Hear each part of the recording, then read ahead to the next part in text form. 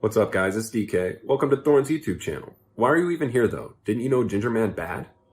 Right, I'm here for another episode of Talk to Thorin, and my guest for this one is going to be DeKay, who actually is a return guest. He was on an episode way back when he was actually, I think it was when you were pretty new in general. I think it was like 2017 or something. So actually, I want to start and roll back the clock. But since, if people don't know, DeKay recently announced that he won't be continuing on as an esports journalist, and he's actually going to transition to an area that, quite frankly, we'll get into this in the interview. The overlap's ridiculous if you actually know the way this industry works. He's going to become an agent, but hopefully one of the good guys. So here's where I want to start, DeKay. If we roll the clock back, way back, if people don't know, right, imagine this is a 1960 Marvel comic and I'm Stan Lee writing your origin story. The origin story of DeKay is he was a mild-mannered aerospace engineer. He was just working away, doing his own thing. He watched CS, he followed a bit of esports, and that's what he did for fun. And then what happened was a guy in the space, it's called Jake Socky or Jake Locky or something. He works for Esports Talk, that's his show. He just basically used that platform to lie about a very famous Source player and early CSGO player called Mo, and say that this guy was cheating on his wife on the basis that he'd found screenshots which literally had no source to prove that they were like vetted, that were real. Just someone essentially had signed up to like a dating site or hookup site with Mo's name. That's it. That is it. And he used this on his news platform to essentially imply, because he'd had some sort of like petty feud with Mo or something, like, oh, look, he's just cheating on his fiancée, because it was known obviously publicly, because Mo's a very public person about his family, that he was going to get married. And as I've just alluded to there was no basis to this whatsoever. And essentially, I actually consider it, I'd put that top 5 like most egregious things that a journalist has done in the esports space. Like, I consider that like if you had if we're talking about like, you know, like the moral bankrupt aspect, like you can't get much more morally bankrupt than that. You just used your journalistic platform to slander someone, not even based on anything that's true, just because you don't like him. So if people don't know, when this villain did this and was attacking the poor Mo, who'll be the damsel in distress in this scenario, bit overweight for that, but whatever, DeKay decided, like, I can't stand for this. And DeKay did a video, which was kind of like a Thorin's Thoughts, that type of format, where he basically just gave his thoughts on this and just pointed out that, like, you know, this journalism's fucked up and it's wrong and the way it's done. And then what happened was the video was so well received, correct me if I'm wrong after I say all this, people basically said to DeKay, mate, you're so good at this in this video, why don't you just fucking replace him? Why don't you just do what he's doing? Because at the time, there wasn't many people doing like news updates on this. And DeKay started doing that. He started doing news, and he moved gradually further and further into journalism, and obviously became a very famous investigative journalist. So what I want to ask is this. First of all, being as that's your origin story, I want to get a little bit of thoughts on that now, reflecting back, because that is a crazy origin story. It's pretty cool, though. Like I said, it is like some out of a fucking Marvel comic. But then secondly, do you actually think if that didn't happen, would you eventually have somehow drifted in and tried your hand? Or was that really like, was that like some key moment that had to happen to make you think this was an avenue you wanted to go down to become a journalist? I've thought about this a couple of times, and I think someone's asked me before, not in an interview, but I thought about it. And I wondered if that moment, which is clearly very serendipitous, it's very almost lucky in a way, to at least have gotten... Ironically. Yeah, it being so well received, people liked it, and then that transitioned into what I did, and people continuing to like the work I was doing. I still believe, or I want to believe at least, that I would have found a way, one way or another, because if... I know going back, if I could go back in time, and if I had just decided to start from ground zero without that video blowing up, but started to be a journalist, I would still have got to the point where I got, because I would still have the work ethic, I would still have the drive, the passion, all of everything in between that goes into that.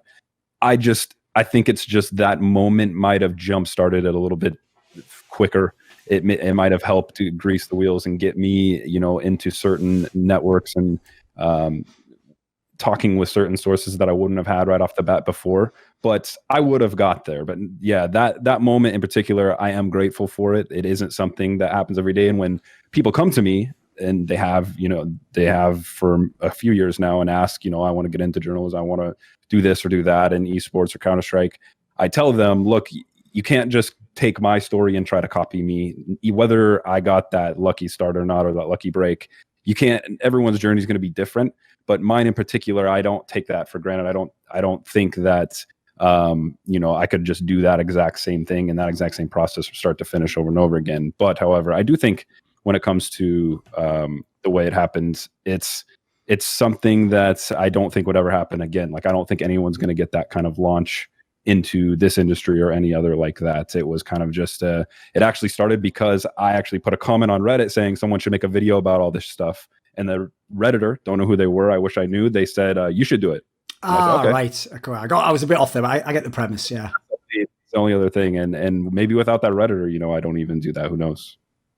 Yeah, well, I mean, one of the reasons why I find that it's a pretty cool origin story is because the reason I set it up like it's a Marvel origin story is because the whole point of the origin story is that's going to somehow, you know, play a role in, like, you know, the way that their character develops or who they become. Like, obviously, Spider-Man's origin story, Uncle Ben has to, that spoiler for a fucking 1960s Marvel comic or whatever, but, you know, Uncle Ben has to die for him to know that, you know, great power brings great responsibility, all that garbage, right? So, along those lines, though, the reason why I find that really interesting is one of the problems I have, and if people have been seeing my Twitter recently, they'll understand this, is that we have all these people in the space of journalism who are here for reasons that to me are alien. Like, they're here for clout. They're here to make money. They're here just to get a name. They're here to step on people. They're here to become friends with a pro player and have him clink a beer with them one day, and they'll do anything to get. And as a result, like I just said, they'll do anything to get that. Some of these people, like, not anything in all cases. One person will lie, one person will skew it, one person will only present one thing, one person will just bury a story at the request of someone.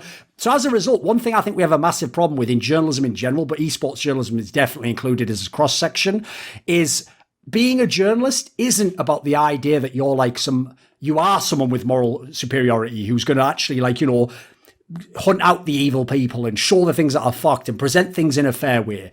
It's instead the idea that you might even use that as a mask, but maybe you're doing it for some other reasons and we won't find out until years into the game that you're that person who's doing it for a fucked up ulterior motive. So what I find very interesting about your case is, from your origin story, it's clear that unless you were going to violate who you were there, you were coming into the space to do some of that, right? To clean it up a bit, to be a person of integrity, not to just, you know, make up stories for hits and stuff. Yeah, it started out as, man, we have, you know, I follow some traditional sports and we have all these great beat reporters who kind of fill you in on what's going on in between the official announcements or when a season starts or, you know, when you get to the next game. And I thought, you know, I follow these guys in traditional sports, but we don't really have that in Counter-Strike. And that's all I really focused on. I'm aware that, you know, Richard and others had done things in League of Legends and other places prior to that, but I was specifically focused on Counter-Strike because that's where I come from. And at first it was, I'm doing these news updates, then here's a clear need because I want it, and I think I could do the job.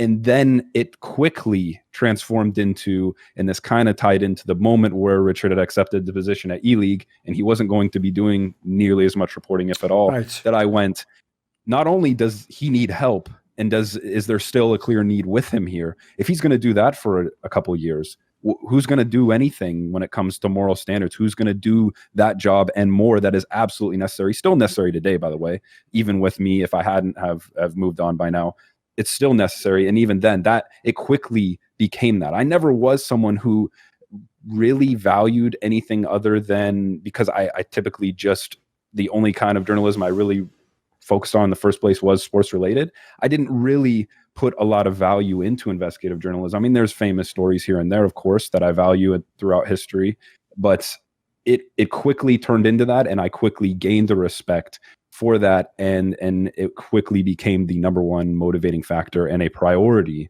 because not only because of the lack of it, but also just because the industry still, even to this day, being so evergreen and Wild West in a lot of areas, that people can get away with so much. You can get away with almost anything, even though everything on the internet's there forever. There's still so much that people get away with to this day, and especially then, that yes, that became what drove me over anything else by far. I'm sure people are aware that I've often said, just kind of because I think it's a pithy statement, I've been on the internet for 20 years working in this field. I've been on Twitter for 11 years. I posted, I don't know, something mental like 100,000 tweets now. So the amount of words I must have poured on the internet is mental. And I always say to people, there's not any proof anywhere, literally, that I've ever lied. Now, when people hear that, right, you even get people who just instantly get triggered and go, so what? It's like, go on then, you show me your record. Go on then, homie. Someone else in the industry wants to think that's not a big deal. I'll tell you what, how many lies have you told? Publicly or privately? Like, so what I'll ask you is this, right? Why is integrity a big deal? Because a lot of people don't seem to think it is, mate. They seem to almost think it's like, it'd be nice, but, you know, to get by, you got to do what you got to do, haven't you? To me, I mean, I don't know if it's how I don't know if it's how I was raised or upbringing. I don't know what goes into it, but there's something about me that from a very, very young age that I was taught just how valuable and incredibly important it is to not only loyalty, but just integrity and being honest, and just the value of being a trustworthy person. It's just kind of something I naturally, I guess, inherited. I wish I had like a better story for it, but it's just something I've always valued way before I did any kind of work, clearly as a child, all the way up until that point. And I also remember being told that if you just constantly, you tell the truth, whether it's the truth people want to hear or not, it is so much easier to remember your truths than it is to remember all the lies you've told. If you're a person who's lying your way in and out of every scenario, the amount of things you have to remember, and then the stress and anxiety that is created from that, it creates a world that a lot of people absolutely will not enjoy living, especially if you're depending on whatever it is you're lying about for, to pay your bills. If it's something that you're doing professionally, say in esports in this industry, and a lot of your work revolves around all these lies you told individual people, to have to try to remember those, it's draining, and it's not something that I ever find as interesting to me. I don't see how there's really much to gain. Sure, I could have gained more in different areas by lying. I could have said, how many times I'm going to give up a ghost here for someone who's doing investigative journalism. At any point in time, I could have tweeted anywhere I could have put it in an article. I could have tweeted, I heard that this is going on between two teams, using my best educated guess from being in the industry for a while, and no one would have been able to call me out on it, because I could say, well, I've just heard from sources. I can't tell you who they are. And I could have done that at any point, but I didn't. It's way, because then you have another lie in the back of your head that you have to remember. Oh, you said this, and then that opens up all these different areas 6 months down the line where someone can come along and say, well, didn't you say this? And you can end up contradicting yourself, and there goes your trust. There goes your what your reputation you've built up to that point. So I think just from what I inherited growing up, I don't know from where, I realized that if I start off early, I burn bridges, I lie about a few things here and there. If that catches me out down the road, then all of this will have been for nothing. So it never seemed worth it. And it just, as I went and worked through up to the point that I got to, it became more apparent to me that I'm thankful that was the path I took.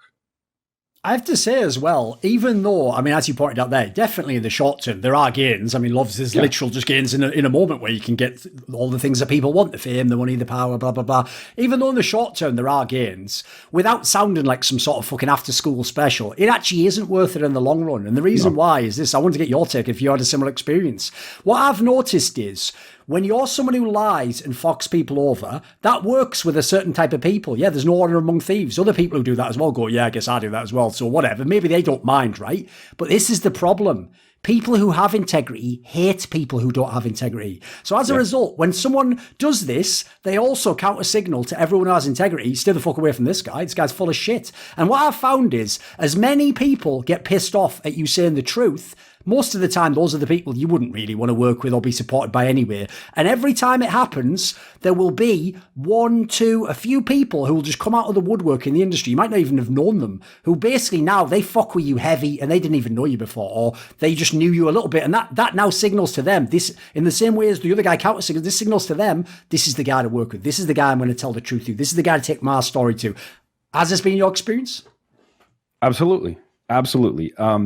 Especially now that I'm early on in the stages of this player agent thing, the amount of people I've spoken with, whether it be players or whoever else, members of organizations, the amount of people that have come to me and said, I normally wouldn't have taken this call, or I normally wouldn't have responded to you, but just through the years of being told by other people and just realizing over a significant amount of time that you were a trustworthy, helpful person with integrity, the amount of doors that's opened without me having to do the typical agent thing, or especially even when I was working as a journalist, the amount of people that were willing to discuss with me because they knew that I was someone who had correspondence with someone they know for years, and all of our conversations had always stayed private. Nothing had ever gone to other parties or gone public. the amount of doors that open by playing that long game, you know, there's a common term that's mentioned when people are you know, building their lives as adults, is to delay gratification. Delaying that, like, instead of burning that opportunity by having a piece of information early to build that trust and build that relationship and have that pay you back long term, it's worth its weight in gold. There's no price you can put on that. And I do recognize with people who are either new to the game or are doing this, but are on their own paths, I do see moments where I can tell that they are using that little short-term piece of information, where if they would have held on to that and they would have maybe sat on a story, you know, the countless stories that I sat on to preserve a relationship because I knew they would be beneficial long-term, incredible. And when I was starting out early, it's not like I came to you or to other people who ended up, I realized they respected my work. They started following me. They started sharing my work. It wasn't like I went to every single one of them and say, hey, can you please follow me? Hey, can you please acknowledge my work? Yes, the only person that I ever talked to was Richard, because I gave him information on something that I had found. And then that parlayed into me asking him for a few pointers here and there. Other than that, everyone naturally came across my work, and then the word spread that I was a trustworthy person with an integrity. And that's how it ended up getting to the point where my work sustained itself. When I would something would get posted on Reddit, it would get traction. It would get support from people in the industry. So it is, out of anything else, I would say the number one proponent to what I feel helped my work be successful was playing that long-term game and having integrity and realizing myself how valuable it can be to be that person for everyone, for anyone that wants, you know, an outlet for something like that. Absolutely.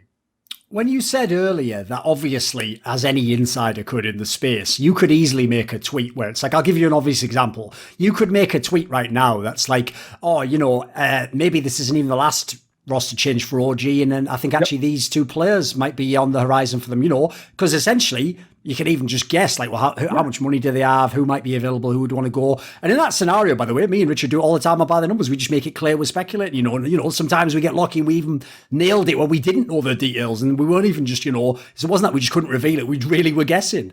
But I'll tell you one thing that always is disturbing about that. That's where people do think we are all liars. Because that's where not only will the fan, of course, if they don't want it to be real, say this is a lie, but more disturbing to me is when not only will pro players just openly say you're lying when you're telling the truth, but sometimes they'll do it when it's just because they're friends with the player you're talking about. Or the craziest ever is, I've had it happen where the same player was my source who said that. Like, they just outed me because they also wanted, like, it's like, I didn't realize they wanted to save face and have me publish the story. So, how do you deal with this? Because I have to say, those are the ones where it's the reason I don't go into the roster move and the investigative side as much, because I just find that is like, I put it this way, it's not like it's discouraging because I don't do it for validation in that sense, but it's certainly disheartening. You know, you just think like, fuck, so I'm the one telling the truth and now I'm branded as the liar. Like, how do you deal with that? Because it happened to you a lot, mate. Other shitter journalists used to claim it all the time. This was a battle, you know, I would say maybe not a constant battle, but for a majority of it was a battle, because I'm someone who I don't think it's arrogance. It's more just self-confidence. And I'm someone that if you say something about me that is either insinuating I'm a liar or basically something that is dishonest, and you're ruining my integrity, my natural response personally, whether it be because I'm competitive or whatever reason, or just wanting to defend myself, my natural reaction is to, I'm going to dunk back on that person, or I'm going to defend myself. Sure. And or I'm going to one up it. I'm going to raise the bar or whatever. But the battle I had with myself, which parlays back into what I said about playing the long game, I realized early on, one of the first times it happened, I don't know if it was a player or someone in the organization, whoever, saying that this is 100% false. And it was the person that actually told me. It was like, okay, my natural reaction here is, I don't want to burn the source, but my natural reaction here is to, like, I have to stand up for myself. I don't let that happen. Like, why am I going to let this person ruin my reputation, the small reputation I have that I've built this far? You know, this could crush me, right? And I had to have that battle of, okay, do you play the long game here? Or do you crush this person? They're never going to be your source again, even though they publicly denied this. And it's like, do I stand up for myself and decide, you know what, I don't even want them as a source if they're going to do that kind of thing to me? Or do I realize if I just play the game, I let them publicly, make me look like an idiot here. But I know deep down that I was publishing factual information, and we just roll with it. And maybe that person eventually they realize they owe me one because they had to do that. So it was a battle. I could tell you, I'd be lying if I said it wasn't difficult on multiple occasions for several years. But I forced myself inevitably to play that long game. And I guess you could call it pander a little bit to people, which was against my traditional, the way I would normally want to do things, way I would want to do things, because I wasn't, and I'm still not in this industry to be friends with these players, be best friends. If that just somehow naturally happens, okay. But I was never in it to go to the press rooms. Every single press room I go in where these people, these journalists get a press pass, and they're there with jerseys, they're there with all kinds of things, to have them signed, to chat them up, to ask them if they can get into the after party, to take pictures with these professional players when they're supposed to be interviewing them. I was never that person. I'm not just saying that to sound cool or to clown on those people, even though they are clowns. I specifically was here just to do the job. And I realized the only way I'm going to be better at this job, I'm going to have more sources, the way I'm going to become better and increase the amount of awareness and people who are reading my articles and watching videos or whatever it might be that I'm producing, I have to play that long game. Because if I go out and defend myself in every single one and I'm combative with everyone, even though it would make me feel better short-term or long-term, I have to play the game. And so I realized that as much as I do it for passion and things like that, there is some of it that comes down to just playing that game and having to realize, okay, you know what? I'm going to have to let the audience decide if, they're going to side with the player or not. And most of the time, they just immediately do, and that's fine.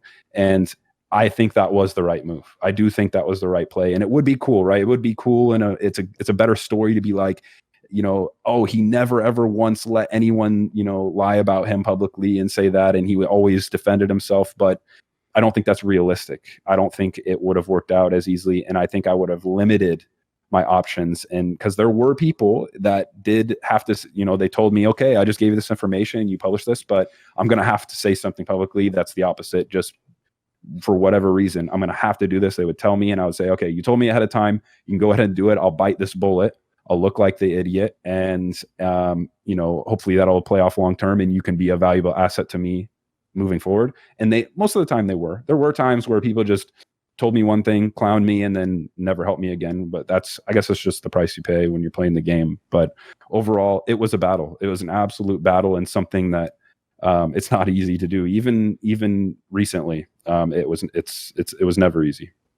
Another thing as well, which is when you said there that you've had to sit on stories or there's things you couldn't publish. Another thing, that the way I know the hack journalist is they're the ones where they've never had to say that. They've published almost every story, every single thing that came across their desk. Basically, I always used to use the analogy. I don't know if you know, this classic movie, Touch of Evil, the Orson Welles one, where he's like a corrupt cop, basically. In this movie, the premise is Orson Welles does an amazing performance as a cop who's corrupt.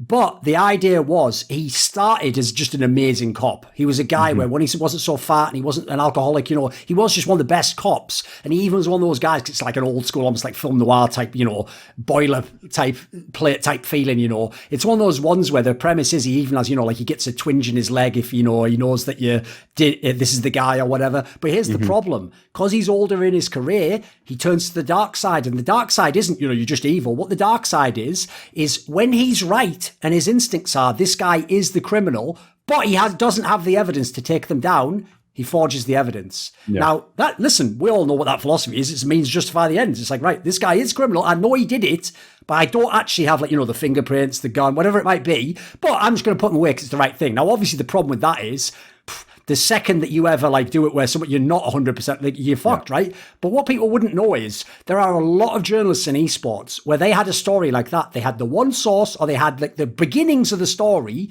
and they knew this, it's got to at least be 85% true. But the difference is, whereas some of the people, you, Richard, they'd verify it. They'd find another way to verify something about it. They'd maybe wait a little bit to check, like, he wasn't just baiting me here. He's not just going to everyone with this story. Eventually, there are ways to vet it so that when Richard says he has like 100% success record, he does. Like, if anyone out there claims it, yeah, but what about this one? That's just one of those ones like before that we were talking about where people have to pretend that they lied and they didn't. Like, he has a 100% record because he doesn't go on board with it. Like, if you only knew the stories this motherfucker sat on that other people published when they didn't have the sources and he just sat on it because he's a man of integrity. Like, in that scenario, right, has that been something that's happened much to you? Because I know the times it would really disturb me was where I would have someone come to me, one person, could be a player, owners were notorious for this, and they would earnestly tell me a story, but the problem is I could never vet it. I couldn't get a player on record, I couldn't get another owner, and so I never personally ever published one of those stories or ever revealed that info because I always was concerned, listen, if this guy really is just trying to play me and show that I'm full of shit, he's going to have me. That's it. All they need is one time and you're done. So I know it sounds like a really fringe case, but with how many roster moves you've been dealing with, this must have happened plenty of times. There must have been some fake shit and some things dangled out there or things that like maybe were true, but you just couldn't, if you do your due diligence, get the story out there. Tell us about this.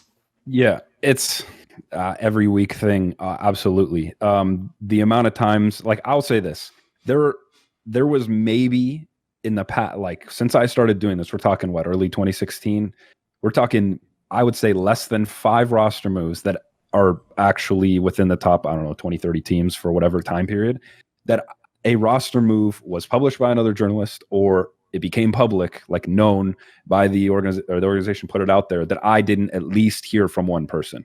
But since my standard was to never, and here's the thing, as you mentioned at the beginning, even though I left I became an engineer and then I left, realized it's not something I wanted to do. And even though that is somewhat my background, I didn't really have any kind of background when it comes to doing anything similar to investigative journalism. And I don't consider the roster move stuff hard work or something that deserves a lot of praise, not at all, if I'm honest. However, I realized early on, and I'm thankful, I think I would have already kind of had this, but it helped early on when talking to Richard, when I realized, hey, I don't just want to do these news updates, I want to do more. And I was lucky enough to get that conversation with him. I asked him, I said, well, what do you do in a situation like this? Because I've had people since that video blew up that tell me, oh, I heard this. Like, when does it really make sense? And something else that I also benefited from was right then the first website that I wrote for, which isn't around now, Slingshot Esports.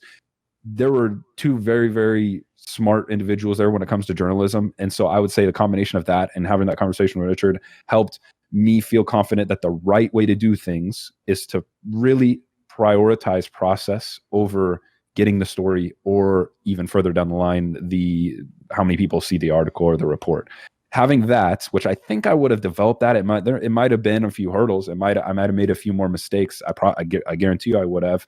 Prioritizing that first really helped to where I didn't get caught up in those situations. But absolutely did I have, on a weekly basis, someone come to me, they tell me, this move is going to happen, or not only that this move is going to happen, but this company is going to go under. Like, I'll give you an example. Yes. Recently, I was told by somebody in early December, that the North organization, which is now defunct, they don't have a team. I was told in early December, I just saw papers that they're going to be dissolved. They will not be no more when it comes to 2021, whether it's a month or 2 months in. They said, I guarantee you, I have seen the papers. And so at that point in time, let's say that I really trusted that source. It could have been, a high likelihood that I could have published that they're gone, it's coming soon. And I even, hearing that information, I went to the organization and said, here's what I've heard, or people that I knew around that organization. And I informed them. And they didn't even know. Thus, I still could have, even with that information, put that out there. And I would have been very confident to do so based on who told me. However, you didn't see me do it. You didn't see me publish that report. It would have been a big report. I did not put that out there because I could not find, I could not find those papers. I could not get my hands on them, nor could I get a independent, which means not someone with Inside North. I mean, someone completely unrelated that I know for a fact that these people don't talk. These people are not business partners. An independent person to confirm that information before I was willing to go with it, which is why I can confidently say that there's nothing I reported at the time of reporting that was ever inaccurate. No one will ever find evidence, and I encourage people to try to find it if they believe that isn't true. And I have on several occasions, encourage people to do so. But yes, I always had situations like that, and that's a prime example of a very, very recent one where it would have made sense to do so, and I could have. And there's times where I say I can just tell based on my knowledge of the game, my knowledge of the people involved in a project or whatever is going on when it comes to a roster move or anything in between, where I just know this is going to happen. I know these two players. I know the guys on these team. I know this coach or whatever. I know they're going to go for this guy. I've heard from one person, but you have to prioritize process if you're going to do that or work that job. If you don't, there will inevitably be a situation, which we've seen from time to time, where people get a little too ahead of themselves and they get caught out, where other journalists in this space will absolutely come out publicly and say, this was not true, what they said. And you're going to have to go with those guys over the newer journalists who didn't kind of follow that process. But yeah, all the time is something that happens.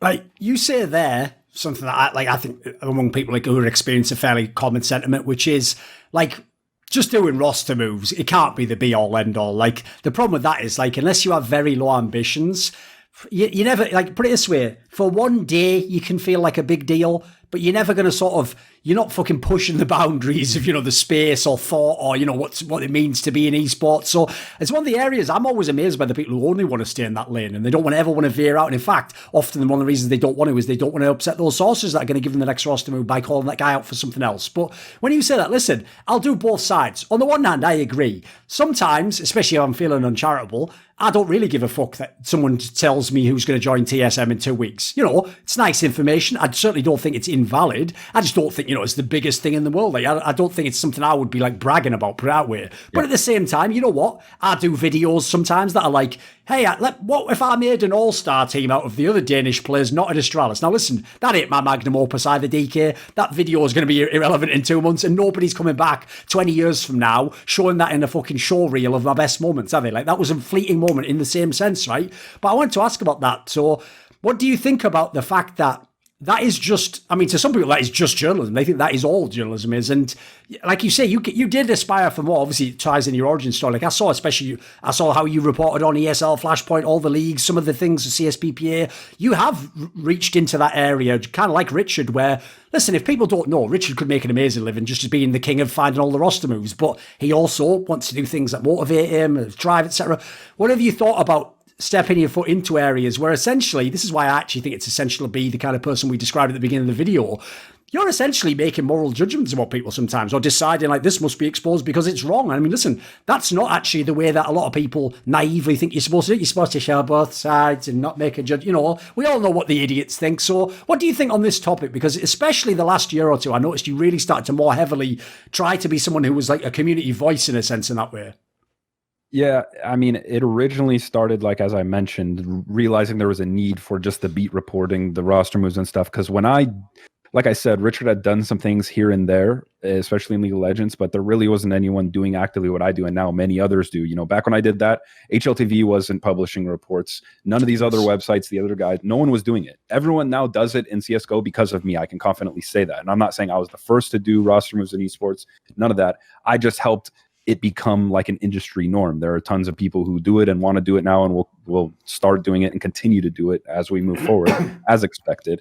However, that original realization of we need this in the industry, or I want that personally as a fan, if that was all that I was doing it for, like that was the only passion I found, which wasn't really a passion, it was just this kind of start, I would have left much earlier. I wouldn't have continued doing it because it was, like you mentioned, it's cool at first. It was great. The first gigantic big scoop that I had, it was a great feeling to accomplish that too.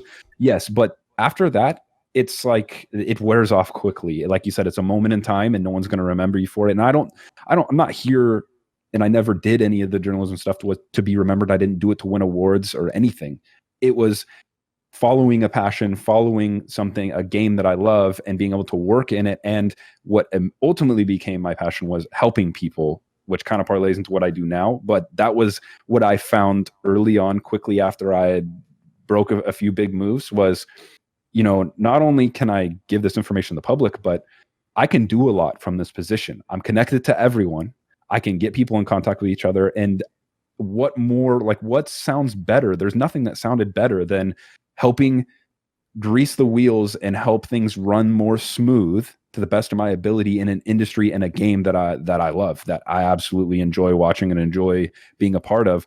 That to me was a dream come true almost. And even though I have other passions, I have other areas that I enjoy working in outside of esports, that right there, that became my driving force.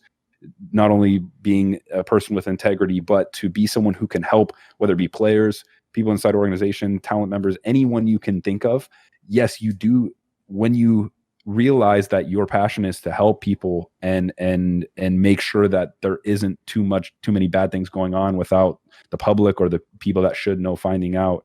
When that becomes your passion, you do become kind of a voice, a moral voice, and you do have to make moral judgments of where I get information and I have to go to my editor and say, look, here's what's happening here. You know, this whole team's not getting paid, or here's what ESL is doing.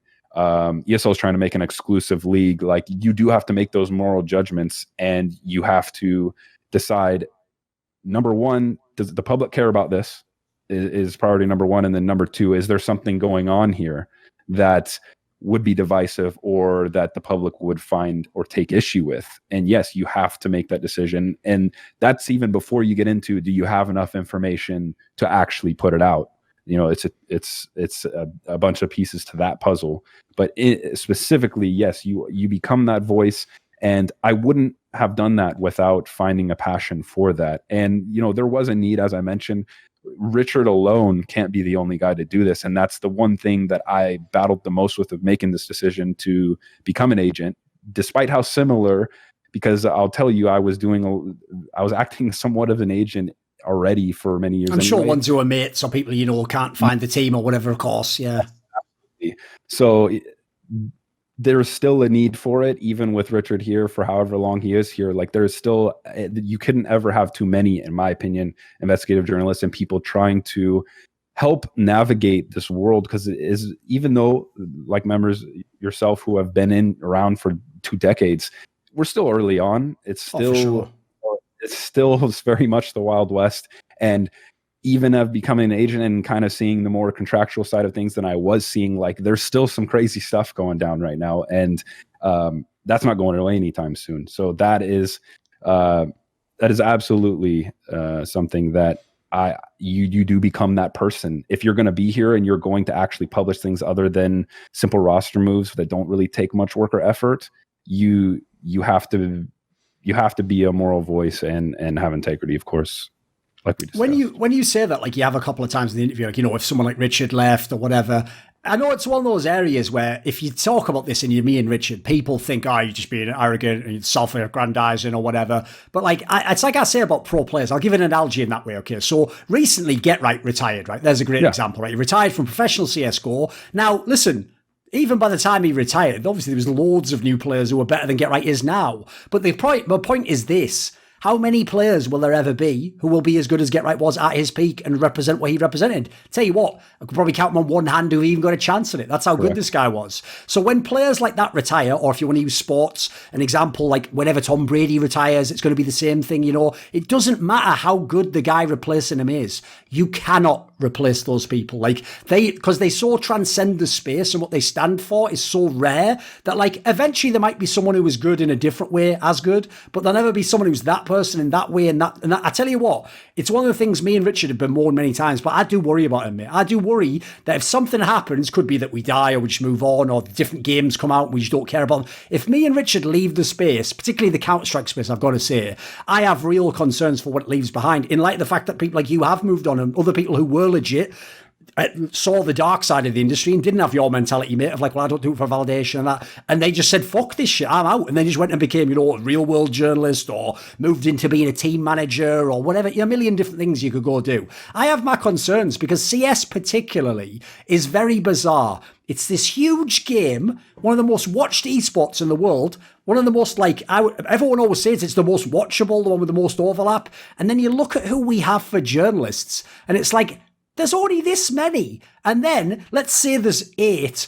I'll chuck in a couple of clout chasers who don't actually do journalism. They just tweet their version of journalism, right? Let's say there's 10 people, right? Of the 10 people, 6 or 7 of them are fucking cunts who basically don't have integrity and will do things for petty reasons and will do things that even if, like, let's say they're doing it shotgun mode, half the shells hitting are legit stories, but you don't know that the other half doesn't, and you can never know which fucking one's which. So as a result, you're just rudderless if you're with these people. And especially whether they try to, I've noticed it's something that even the clout chasers try to do for some bizarre reason.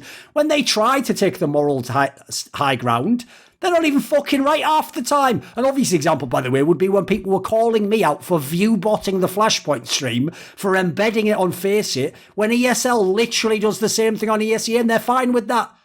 They're fine with that. So things like that, right? That's where I worry, DK, because I noticed me and you attracted the same sorts of people who hate us, who seem to almost be people where it's like they sort of know. There's 2 ways. They either know because they're semi-corrupt that we will be their enemy eventually, so they just get ahead of it and start hating on us in day one and saying we're liars. Or I think the other angle I've tried to think about, like I tried to like anthropologize and think like, how do humans behave as though I was looking at them like an animal, The other angle I have on it is I suspect that they look, and because they don't like us, they don't think we're men of integrity, They think we're just clout chasers, right? And they think, right, this clout chaser, he thinks he's better than us. He thinks he can say that he doesn't lie. I'll show him. And then they go at you every way they can. You attract a lot of these people, and I have to say, if you leave the space, mate, and me and Richard come back or withdraw in any way, these people will just have prime pickings. They will just be the people in Counter-Strike. And I even see orgs courting these people. I see fucking events putting their tweets on broadcasts. I see awards shows trying to get clout and followers by getting them to, I'm really worried if we leave these people, leave the scene in these people's hands, mate. It's my biggest fear for the space, and absolutely was a battle in the few months that I decided, prior to making the decision to work as an agent instead. I battled with myself and eventually just had to realize that, look, as much as you've helped and as much as this is absolutely a possible reality in the future, you have to do what's best for yourself. And so I had to make that selfish decision, but I do fear it. Absolutely. Without, I'm not even going to include myself. I can let other people make that decision, but for you and Richard, absolutely. I fear without the 2 of you, what's stopping the people who do that kind of work and operate in that way from just filling the void with more of that. I mean, we have Valve themselves promoting people that do this over actual issues in the game and other things that could be addressed. Instead, focus a little bit at least of their resources into that. For what value, I don't know. I don't understand. For likes on Twitter, it just doesn't make sense to me. Yes. But it's rough. And, the way I've always looked at it, and I know there are arguments, you can make arguments on both sides, but the way I've always viewed things, especially when I came in and even now, is to come in and not treat the profession. And I get, if you don't want to be a full-blown investigative journalist, that's fine. But you should still, if you're going to do the job, do it with integrity, as we've mentioned several times here, and do it the right way, in my opinion, and actually be a benefit and a positive. Because if you're not doing that, if you're just here for clout, if you're just here playing some little game because you're a glorified super fan or whatever it is, and you like the attention, how you can do that and not have in the back of your mind, in your conscience, feel guilty for the fact that there were, for many, many, many years, 15, I don't know how many, till there was actually a real living made from doing this in esports. It is disrespectful, in my opinion, and that is something that I always held at the highest standard. In my mind, it is disrespectful to come in and not try to do the best, most honest job I can as a journalist when people for 15 years plus made nothing. They made absolutely nothing. Like the fact that I get the privilege to even make money, or if I wanted to have this as a main source of income for myself, to not treat it as something not treat it with respect, that to me is one of the worst things that I felt I could ever do. If I didn't come in and operate to the best of my ability, how disrespectful to the people who paved the way for this to even be a thing, that the esports is even here and that people want to tell the story. Because if that work wasn't done, we'd have to start from fresh now. Like there's you and many others who along the way who have kind of paved that path. I wouldn't have been doing this if I didn't know it was possible. So it's it's my worst fear, and something that I said it when I mentioned I was going to make the transition when I put out that article, but it's something I'm going to make a priority, is to find individuals, if they exist. I know of one or two maybe who are they're kind of going, and I'm really trying to encourage those people to, if they're going to do the job the right way, and you can tell they're doing it just because they want to be a good journalist and they really have that integrity, to really push those people and really highlight their work and really give them that emphasis. I mean, no one's going to make it unless they really are passionate about it. No one's going to, I don't want to say make it, but no one's just going to do the work for that long, that amount of time, if they're not actually, motivation is going to disappear. If you're not actually, because there's going to be so much discouragement, if you're not actually passionate about doing it, they're going to give up. So I really want to, as much as I can, help them continue and feel like that their work is being valued, whether people, read it or not, or watch it. It's going to take some effort by a lot of people, more than just you and I, to help promote people who are actually doing the right thing, because there's no guarantee, even if we do that if you guys do move on one day, that it's not just going to end up being entirely full of people who treat it like some weird game, like it's not professional or not something that should be taken seriously. I still see it all the time. There are so many people that think it's just a funny game, and that since it's not traditional sports, despite them working in it, that they don't really take their work seriously and kind of just treat this as a funny little experiment or something. I don't know. It's gonna be a battle, and something I absolutely worry about. When you say there, like, there was obviously years where people made nothing or a pittance, or, not even like a minimum wage, basically, and you had to do it for other reasons. By the way, back then, I at least understood why people did it for clout and stuff. You weren't getting fucking paid. But when you talk about that, right, without going into details, I'll just tell fans right now, there are two types of journalists in the scene right now. There are people who do get paid a pittance still, because they're just nobodies and they don't do work that has particular value even to their sites, and they're just in a position where, unfortunately, if they're not arseholes, I feel for them. I wish they could figure out who they're going to be and what their angle would be and craft their own person, all those things, But there's another type of journalist. So basically, there's one type of journalist who it goes like this. This is the dynamic. You know them because they write for a website that you know. And because you go to that website, maybe you see the story, and then you just happen to see the byline, you tangentially know who they are. So in reality, they're not a parasite, but they're in a symbiotic relationship with a website where they need that website to live, or to be a known person. And as a result, they don't make that much money. There's another type of journalist. Me and you were in this, Richard's in this, there's a whole bunch of people. Basically, if you know the name of the journalist, they're probably in this mix. And we're the people where it's those sites want us to write for them because of our name. They want to be in a symbiotic relationship where they benefit from our name. I don't know if people know this. I've said it publicly. One of the reasons I joined Deserto is they openly told me, we don't even really care about necessarily like hits on all the pieces. We want people like you and Richard to represent us and what you bring to the scene and to have your work on our platform. And I think this is fucking amazing. This is what everyone you want to hear from a site, right? So in that scenario, if fans don't know, I won't say how much DK makes, but people like me and DK, just from the journalism, we could make six figures if we wanted. If that was what we wanted to do in a year, if that's how much we want to work and how many stories we can break and we're on our grind, this is possible. Even if there are other people in the industry now, they're nearly all the people complain about everything I notice, telling you that like, oh, it's a shit space and there's no money and everyone's disrespect because this and that guy makes 14,000 and he has to, he thinks he kills himself to do his work, but he's just bad at doing his job, basically. The joke is it takes him 3 hours to do a 10-minute news post. Like, those people are real. Now, the problem is with these two sets of people is, like I say, we're in the category where it's awesome. Like, it's great, which might puzzle fans because they might think, I don't get it then. Why do all the sites go bust? Well, this is what's interesting, because I saw someone attempt to call this out recently. I noticed they were in the former category, the people who don't have the name to do it. And that's why I noticed they were calling people out for overcharging or something, right? The people who do that, what I want to get to is this point. Basically, the analogy is like CSGO teams right now. So the CSGO team says, I'm losing all this money every year running my CSGO team. But then everyone's like, but I thought the players get paid loads. Yeah, that's part of why. Because what happens is... Nico's Nico. Like, you can't just get any player out of FPL on your team for free. If you want Nico, you better fucking pay whatever Nico's worth, because guess what? He's worth that. So it's the same with me and you. And I have to say, by the way, I'll even shout you out here. I even found out not so long ago that I'm so bad in terms of like being a boomer that I was even quoting rates from about 5 years ago. Like I actually myself should it literally have been like the idea. I look back now and I think, how did any of these sites ever dare disrespect me when they actually think about what they were paying me to do something like, I could have charged double basically, but even so, obviously it can be a good living. What do you think about this aspect? Because again, people might think, I know it's what haters will always think. They always think we're poor and like, you know, scratching away for a living. Like, if you actually can build yourself, I always describe it this way. If you make it so that you have your own brand and it's like you do things your way, better than anyone else, you have this insane value. So what would you say to this topic? Because I feel like that's something, I see it on your Twitter all the time. You're like me, mate. We try to give these motherfuckers all the secrets, but they're all too busy telling us why those secrets don't work without ever trying them. It's like we basically gave all the secrets to how we do all of our shit, but no one saw it. They couldn't see the wood for the trees. Yeah, my favorite thing recently, it came up during that topic of unpaid internships or unpaid work or whatever.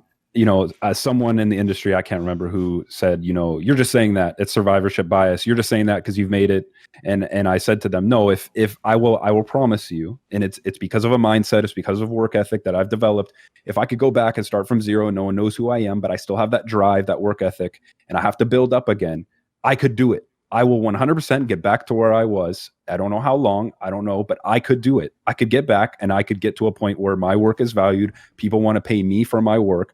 And it's not like anyone can just go and you write a certain amount of articles and then you're just automatically given a rate that you just magically get. Like there's some benchmark. That's not how it works. You have to, as I mentioned earlier, you have to play the game. You have to realize where, if you play that long-term game, is that going to end up rewarding you in the long term? And you have to have the awareness. You have to learn when, okay, I'm not really good for this. Is a perfect example I have for you is some people do very, very good video work. You, even yourself, prioritize your video work over written, at least it seems like for me, because that is that's your skill set. That's something that you are naturally good at and something that you naturally enjoy doing.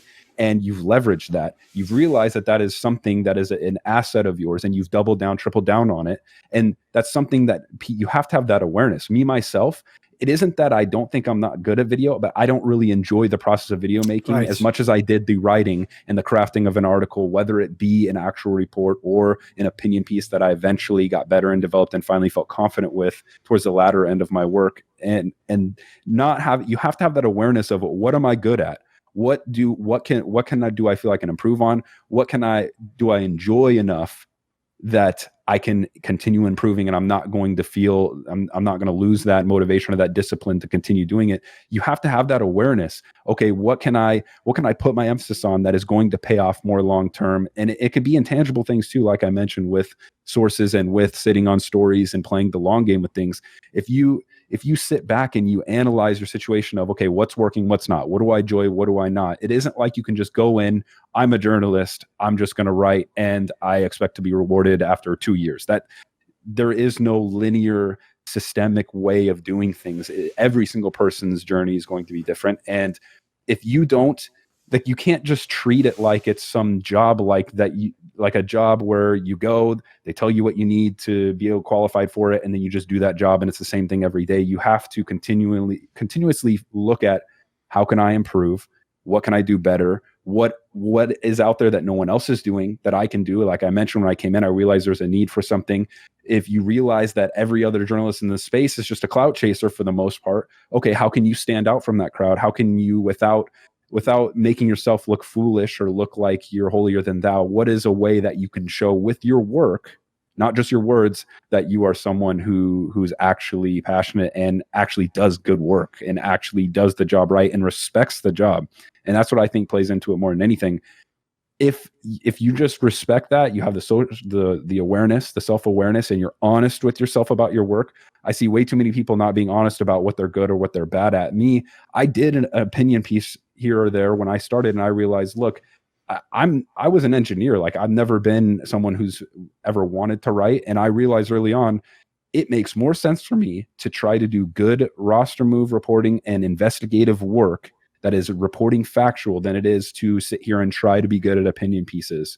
It's not going to get me as far. Even if opinion pieces are something I enjoy more, you got to play the game. You have to have that awareness. It can't just be do everything and expect everyone to love everything right off the get-go. Everyone's going to have a different experience and everyone's going to be good at something different. Since I like these to be, like a conversation and to have a flow and not to be like jilted, like right now, the next topic and like some awkward cut. I don't discuss obviously all the specifics of the things I'm going to ask. I just give like a vague overview, right? So I'll say on this one, we'll tread carefully and I'll go by your lead. But basically, this is something you publicly said. So as a result, I'm fairly sure you're comfortable saying it.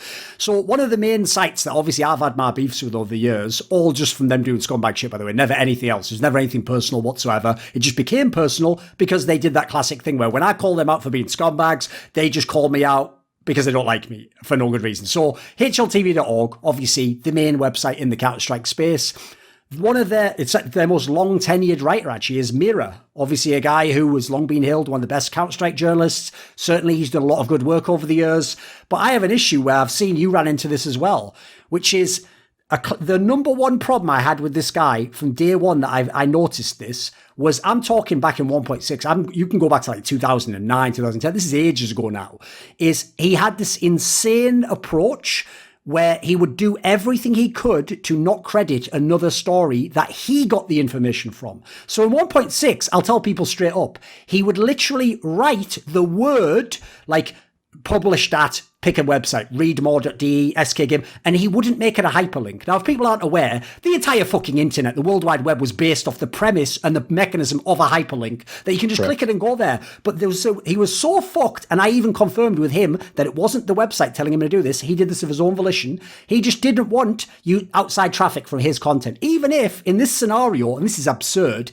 he only got that information because you did that story. So he's essentially stealing your information and not giving you anything back. Even though, if people don't know, it's literally just for courtesy. 99% of people have already read the fucking news. They're never clicking that story. He's probably put it all in his article. Now, I noticed, in your case, you had a similar issue where he just wasn't crediting you properly. And it was even implied, and this is why I bring it up, because I saw what his comeback was. And his comeback was, but I only published my story 5 minutes later. Now, the reason why I bring this up, DK, is because when I noticed this back in the day, I also heard another alarming story. And I'm just going to say this is speculation. It's not something I'll claim I've proven or run down or whatever. It's just that I'd just say, just look at the evidence. You just look at what actually happened, which is I also heard back in the day, another way to not credit other people was if you published a story with information he didn't know, he would just go to the person in the story and just essentially tell them, can you just tell me the same thing? Thank you. And then publish it as if he'd got that. Even though, logically, like fans are all going to think, what's wrong with that? You did this. No, he only knew to go and ask them because of my story or your story in this case. So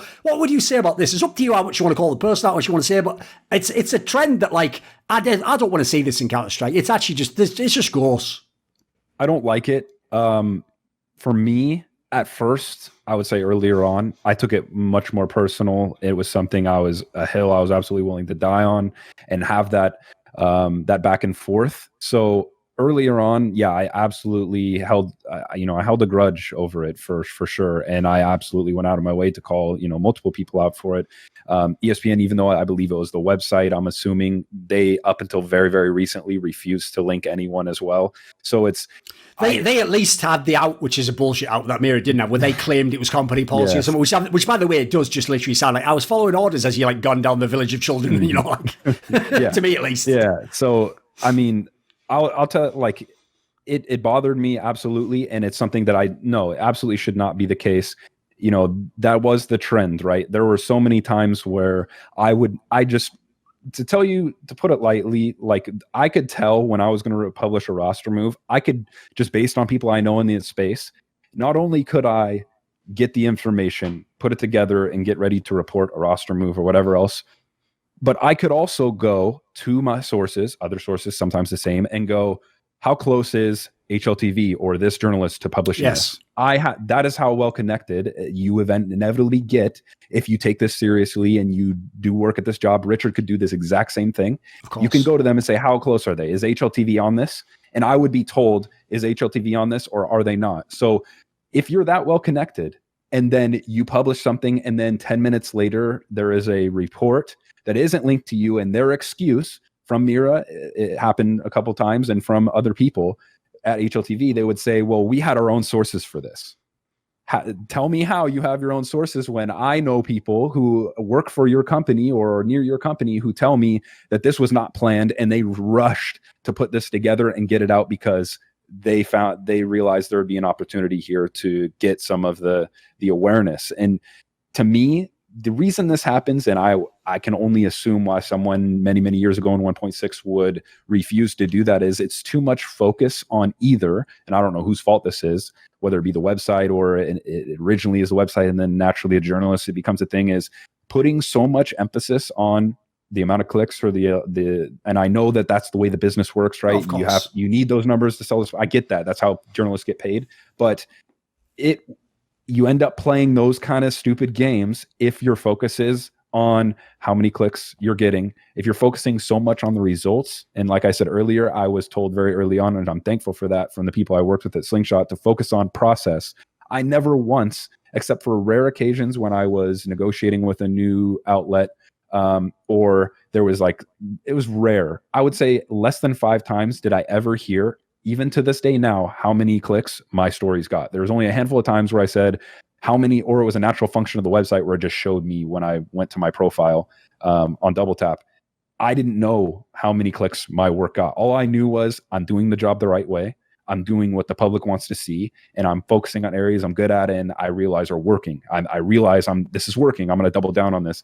To me, the only explanation I have for that, for people who want to do that, is either some sort of insecurity complex where they're upset that you are getting now more attention even though they've been doing it less time than you. It might be something to do with that. Or they're too focused on the results side of things, whether that be pressure from the place they work, which in my case, if I was getting pressured about how many clicks I got, I'm gone. That has no relevance to me, really. If it's not enough for you to pay me the amount you want to pay me, then fine, I'll go find it somewhere else, or I don't deserve to make that money. But to me, the only reason you would ever try to justify not crediting someone else, and the only time it ever happened to me, and this is something else that I ran into, is in the response that someone would probably give me after I say this right now, is, well, there's been times that you published something and another place reported it early in that day and you didn't credit them. They expect, there's so many times. They think that's a gotcha, don't they? Yeah, there were so many times in the last year where I would report something about a Brazilian lineup, and there would have been an outlet that I hadn't heard of from Brazil that had put it out that day. But how am I supposed to know if I don't follow those little tiny accounts that I've never seen before, and I don't follow the websites, and it's in a language I don't speak? Yes. How was I supposed to know that they published that the day before and no one had come to me and said, clearly it's that insignificant that no one came to me and said, hey, did you see that this happened? How am I supposed to know? And then the moment that I would be told, hey, by the way, this was published somewhere, I would go to my editor and say, hey, can you put this in there? That's what their comeback's going to be. And I think it's quite unrealistic to ask someone to credit someone that is that much smaller than that outlet. But when you're talking about journalists who absolutely HLTV is aware of and these other websites are aware of, it's just, there is no excuse for it. And it appears that that's resolved for the most part, but that doesn't mean it's going to happen again in the future. We've seen many times in esports that people don't learn lessons just because it happened a few years ago. So I hope that's resolved. I hope that isn't a trend moving forward. And it absolutely is something, even though I'm not a journalist, I will keep an eye out for, because I said this on multiple occasions that if it is for some reason a smaller person and it is being done on purpose to where you actually knew you should have been crediting them, I don't think the hyperlink, but just acknowledging that person reporting that could make or break what they're doing. Oh, for sure. That could have been the last thing that they're like, man, if I don't get noticed for this, I just don't want to do this anymore.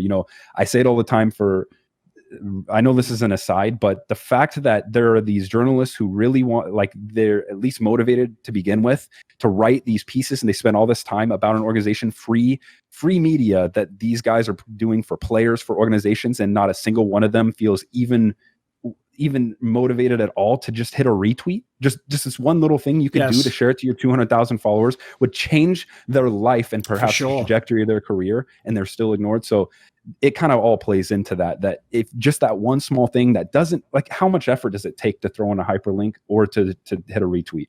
It is nothing. And if you could just consider for a moment and put yourself in their shoes, what it could do for them, I think if the roles were reversed, you would totally understand. We would never have this situation. It's too much focus on whether it's insecurity or jealousy or being too much focused on the result side of things. It could be all of the above, but I hope it doesn't continue. There's no excuse for that at all. Right, I didn't want to make the interview like focused on the agent side, because obviously you've only just officially begun that. But as you said, basically, I'm sure it's the same for people like Richard. Anyone who's been deep enough in the world of like knowing what's going on behind the scenes. I mean, what's hilarious is because fans are so stupid, they never think anything they can't see exists. Like they really are the guy, like some sort of solipsistic angle, you know. They all think that I just guess about stuff, and then you guys have all like they don't know. I have a lot of the same sources you have. I just don't do a story after it, you know. I just go, thank you for that information. Yes, I will think about that, you know. And in fact, I even always figured half the reason people give me the info is just because they cleverly think about it. Pro gamers, think about this for a second. They want my future videos to be informed by their opinion as well, or what's really going on, you know. Some of them are smart enough to see that angle instead of just raging publicly.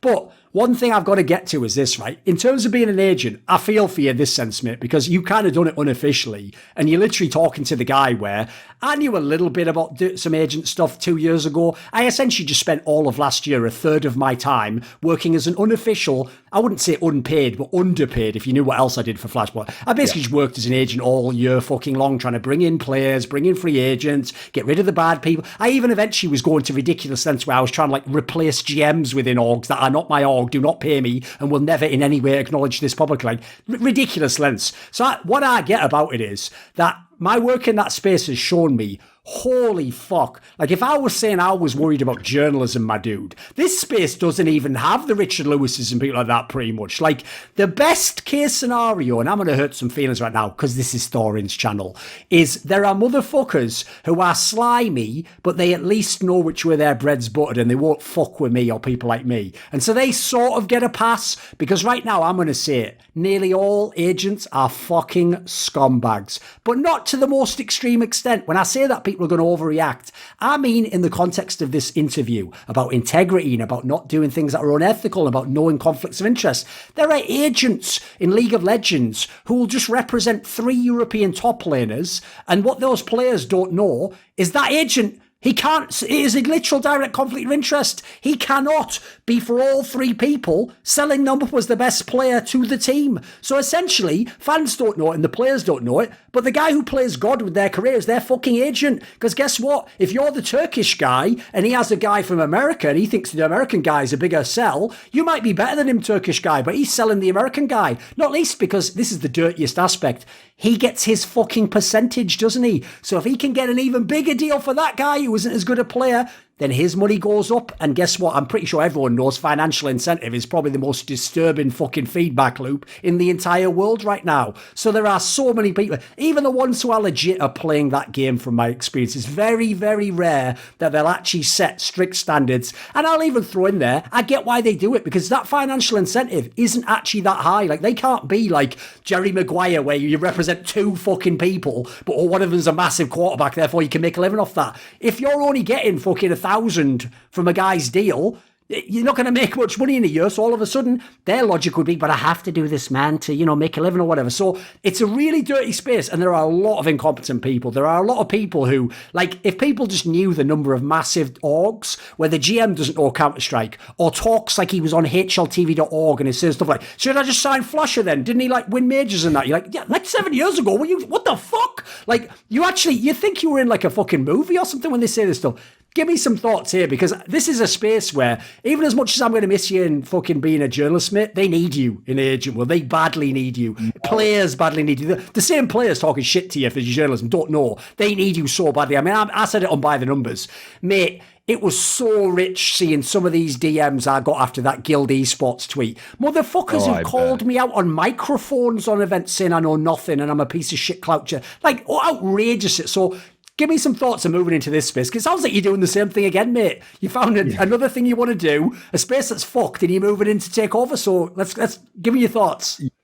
Like, you saying that you thought journalism was bad and now this industry is bad, that's why. Like, that's what pulled me. Not only that there's a lot of similarities, and I was doing more work for some players than their own agents were.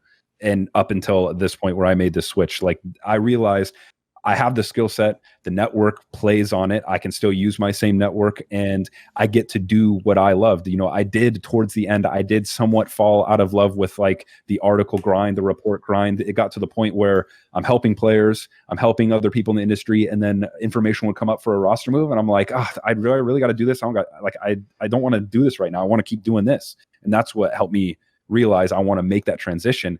And then also when you're a journalist, you hear of all these deals that the agents are making. And it was a tough decision to make because at first I considered making my own agency because I went, this whole side of the industry, this is a joke right now. Like there are players that are paying 10% of their salary while the agencies are also getting a one-time fee when the player signs a new contract as well. So they're also getting that. Then they're invoicing these players monthly when they haven't talked to them for 3 months for doing nothing. And I saw that. I saw players complaining about it. I saw them like, is there any way out of this contract I signed with these agencies? And I realized, man, there is so much here that needs, like, if you thought the journalism side and the regular stuff that goes on is Wild West, like this over here is not even close. It's like prehistoric. And that's what drew me over there. And I ultimately led me and pushed me over the edge of, okay, this is what I actually want to do because I get to help people, but also there's a lot to clean up and there's a lot that can be improved. And I just don't like that model. I don't like that model of where you're supposed to be working for this player,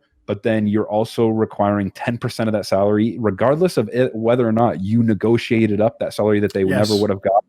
10% of someone's monthly salary is unbelievable in my opinion. They don't follow, from as best as my knowledge from the research I did before this, they don't do that in traditional football. They don't, it doesn't work that way. So this is kind of some, in my opinion, somewhat predatory way of doing things. And it just so happened that the agency I ended up moving and working with, they have that same philosophy. They don't operate in that same fashion. And even when it comes to the fee they do get when a player does sign a new contract, resigns or transfers and get a new one, it is anywhere up to a certain amount, but there is no minimum. There is no minimum. There could be it could be a 0%. They don't get anything. It is up to a certain point and it's not guaranteed. And there is no monthly. And I had said that publicly multiple times going into it, that I think taking monthly money from players, whether you're doing something for them or not, I can see here and there, okay, what if you find them a YouTube editor to do all their YouTube stuff and if you take that money and then you pay the editor, sure, whatever. But that's not, for a majority of players, there's what's going on. That's not the way things are working.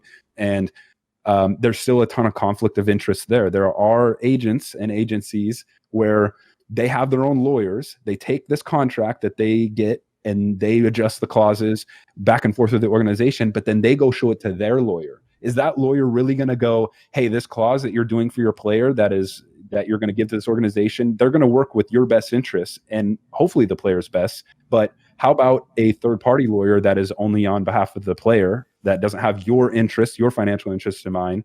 Are they going to look at that contract and give it a once-over and feel like everything's okay?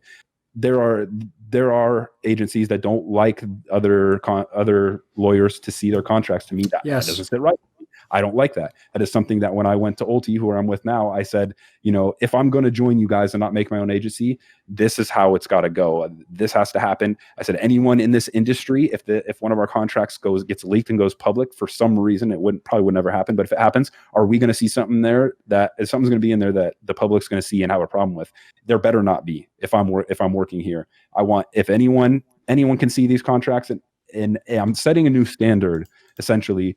Thankfully, they are already there, so it's reduced the amount of work I've had to do up front. But it is my goal to go in here and set a new standard for, and I'm not using like a traditional, like, yes, I've done some research into how it works in traditional sports, but I'm doing it the way I think makes the most sense, is the best for all parties. And there's a ton more into that I could go into, but it is my effort to take what has worked and what I've enjoyed about the stuff I've done on the journalistic side of things, of having integrity and playing fair. I'm going to be an agent that is known for, look, he's doing this because he likes to help players and he has a passion for doing that, but I'm fair and I'm going to try to get the best deal for my guy, but I'm not going to be a scumbag in the process. I'm going to be someone that organizations still feel compelled to work with and won't see my name come up when they realize they want a player and that's his agent and they're going to be upset about it.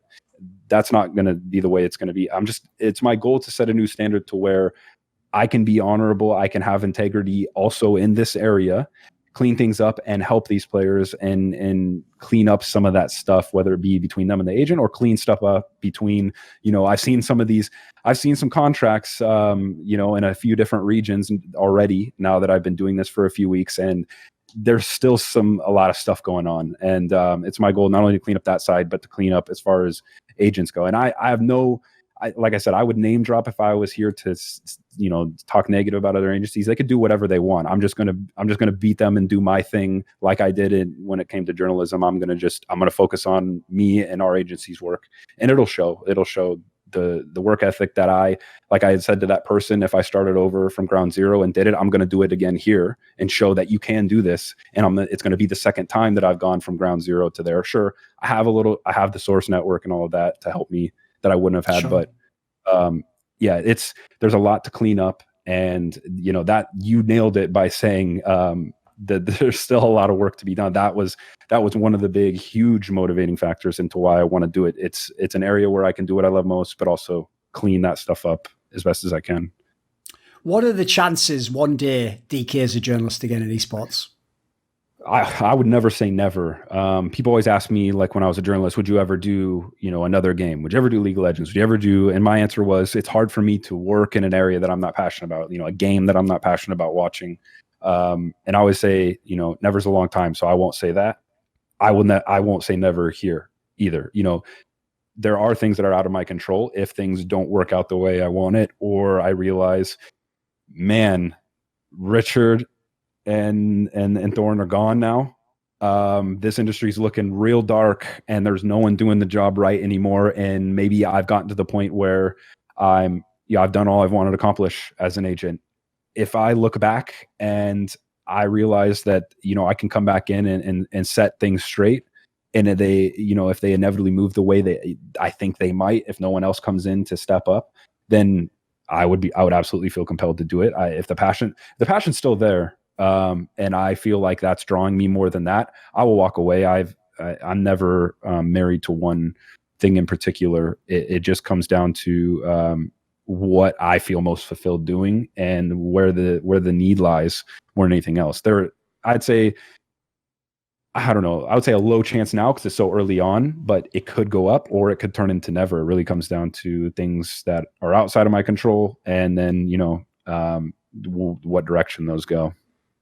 I have one question left that's like a real question. Yeah. And basically it's going to be a tangent, so we don't have to do a massive thing here, but I wanted to get some words from you on this, because I actually think this, in low key, just like I said before about giving all the secrets away, this is actually the most important part of the interview. But if you're blind, you won't see that. You'll just think it's a bunch of nonsense at the end. You'll wonder why we talked about it. So as you've stressed all these times, that it was about process, it was about the way that you do things and the reasons you do things. One of the things a lot of people wouldn't understand is, from my experience in life, the ultimate skill is to learn. Now, I didn't say to learn to do this. No, it's how you learn, specifically you. What is your process? What would work for you? What worked for other people if you try? Because, by the way, a classic thing in the world, could pick anything, could pick fucking training a dog. Someone will go watch a video or read a book, and they'll tell them, step 1, do this, step 2, do this, step 3, and they'll go, step 1, I don't really need to do that. Step 2, I sort of did that. Step 4, yeah, maybe I did that. And at the end, they'll go, this doesn't even bloody work. It's like, mate, you didn't even fucking follow the instructions. Like, what's going on here? Like, you can't be trained because you don't know how to learn. You don't even know how to follow someone's way of learning. So one thing I've noticed, and people might have seen you have like a second Twitter account for this, not only have you built up this whole journalist thing, were you an aerospace engineer, but on the side, you've actually had like a nice little side hustle with drop shipping and a bunch of other business things. I won't pry in this area, but I'm going to guess you probably have investments and stocks and things like that, because basically anyone who has this skill, there's a reason why they all find their way to that area eventually. Like, it's like, why not use it to make money? Like, why not get rich from it? Why not have that fund your other things? By the way, helps to be a man of integrity when you don't have financial forces breathing down your neck. As a nice little tip for people in the industry. Maybe use that as a way to hedge against having to be a scumbag. So what I would say is this: I've been quite impressed because you have a similar mindset to me, or at least you're going down a similar path where it's like I say, it's not about like getting to this place. It's about how I got there, and then let me see if I can take that skill and do something else with it. It's actually why I also put this question after the one about will you ever come back, because I suspect you'll be like those people I said before who just didn't like the fact that they got shit on in esports and were very good at the job. They eventually figured out, this fucking skill set I have could do a lot more than earn peanuts in esports and have dickheads telling me I'm wrong all the time. You know what? I'd actually be maybe even celebrated in another field and paid handsomely. And, maybe if I like esports, hey, I like the NFL as well, but I go do that. Like, there's a lot of reasons why people move on. So what would you say about some of this? Because I've noticed for you, it's almost a life philosophy, right? That's about the process. It's about how you mentally frame what you're doing.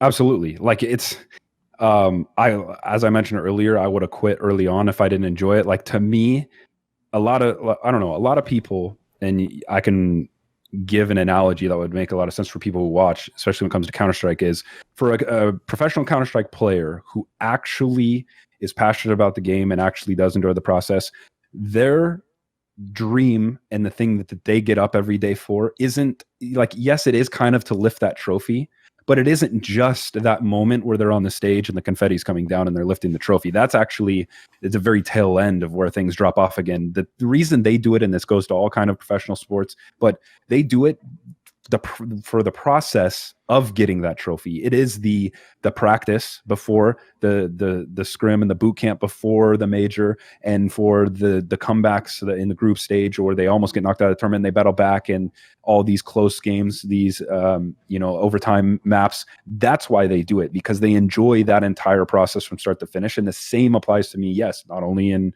what I've done in esports, but everywhere in life. Absolutely. You have to be honest with yourself if you actually enjoy the process of doing something. So for me as a journalist, that was, do I actually enjoy having to seek out multiple sources that aren't related to each other to get a story, to be able to publish it and then finally publish it? Do I enjoy that process, or do I just enjoy when I get 100 retweets on a story? If you're just doing it, and a lot of people, they say they're not, right? They say they're not, but if they were really brutally self-honest with themselves, they would know that that's actually the only reason they were doing it. And if you are doing it for that reason, you will lose motivation. You will start and then you will quit. And you have to, in my opinion, the way I operate is I have to have a passion for something, and and be willing to admit if I don't have a passion. For me, I've made YouTube videos, I've streamed on Twitch, but I was self-honest with myself that, I love the process of actually just doing the journalistic work and writing the article much more than I like recording that video. And it doesn't matter if someone else out there is good at it and enjoys doing it. Let them do that. Find your own thing that you actually enjoy the process of, because if you don't, you'll give up. It's just human nature. You can't expect yourself to have the discipline to day in and day out do what it takes to be one of the best people at whatever it is you want to do. It could be anything. You won't do what it's necessary to get to that point if you don't actually enjoy from start to finish that entire thing. There are things that help. There are little games you can play, as I mentioned, but that, in my opinion, is what is going to take you from being ordinary and being just another Twitter account or another journalist to actually being someone that people respect and actually have work that people notice. If you don't love the process, or you don't enjoy it, or that isn't something that you're focusing on, then good luck. I don't see how it's possible. That's my reality. And I understand people have different viewpoints and different things, but that's what I've learned. And it's worked for me in several areas of business and other things that, outside of esports. I think a lot of people they get caught, and maybe it's because they don't know what they don't know. They get caught, but I encourage people, if you haven't found, you just have to go out and you have to try as many things that sound interesting to you. And then when you find that thing that motivates you, and that thing that actually the process you enjoy, you'll know when you find it. You just will. You'll want to do it. Nothing sounds better. And if you find that thing, taking a vacation sounds like a chore. That maybe, and not everyone's going to be that way. I understand, but that's the way it worked for me. And it applies everywhere, and it absolutely works and applies in esports and will continue to. I don't see why that would ever change, for me at least. Do you have a final message? Anyone you want to thank or say hello to? No one other than I thanked in that piece I did when I mentioned I was making the switch over to being an agent. You, Richard, my editor Vince, who's still at Double Tap, and I'm still going to put out a column here, a column or two per month, just on kind of the way things are going as an agent, as much as I can disclose. I still think that's interesting. I still think people would want to read it. I still want to write here and there, and that'll kind of leave the door open just in case one day I do want to gravitate back. But other than those three, mainly just, people who actually appreciate the real journalism and actually, at least to the best of their ability from what we can disclose to them and what we can give to them, actually understand that there is more to it than just, putting a roster move out and then just playing this stupid Twitter clout game. That people who actually do enjoy this and do put the work in, if you go out of your way to, click on their articles or view their videos or share their whatever they put out on that, it is even though I don't say it often enough, I am appreciative of people who actually recognize those who are actually doing good work and going out of their way to share them, because it matters. And so other than just generally my audience who have stuck with me and who have been kind of quite loyal in that way, just you three that I mentioned there specifically. And there's some other people. There are other people, like I mentioned in the article. I can't, I even to this at this point, I can't just burn the whole list of sources, that kind of goes with you to the grave. But those people know who they are, and I, I've already told them privately. But that's pretty much it. I'm excited for what I have planned and what Ulti has planned as far as the agent space goes. I'm going to do my best, and I don't know if I'm going to take the Henry G approach with things of being that transparent with the way they're doing their dealings at Cloud9, but I do see some areas in which I can change the agent game and be a lot more public with some of the things that we do and being very transparent. So that's my goal. And thanks to everyone and you, Rich and Matt or Vince, really helpful in a lot of different areas. And I appreciate you, of course, again, giving me the time here.